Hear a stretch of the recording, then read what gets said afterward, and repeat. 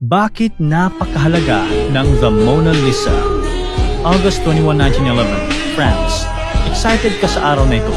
Makakapunta ka na rin sa The Louvre Museum at makikita mo na ang The Mona Lisa. Nakapasok ka na at agad mong pinuntahan ang painting. Nagulat ka sa nakita mo. May label na Mona Lisa sa display pero walang painting. Anong nangyari? Doon mo lang napagtanto na nanakaw pala ito. Nagkagulo na sa museum. Tinatanong mo na lang sa sarili mo, paano nanakaw ang Mona Lisa?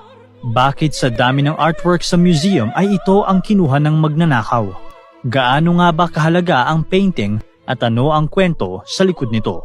Pag-usapan natin. Nagsimula ang lahat noong 1503 sa panahon ng Renaissance. Kumuha ng bago at bakanting poplar wood panel si Leonardo da Vinci at nagpaint ng imahe ng isang babae. Tila isang ordinaryong araw lang ito para kay Pareng Leo. Ang hindi niya alam, ang painting pa lang ito ay magiging isa sa pinakasikat at pinakaimportanteng art piece sa kasaysayan.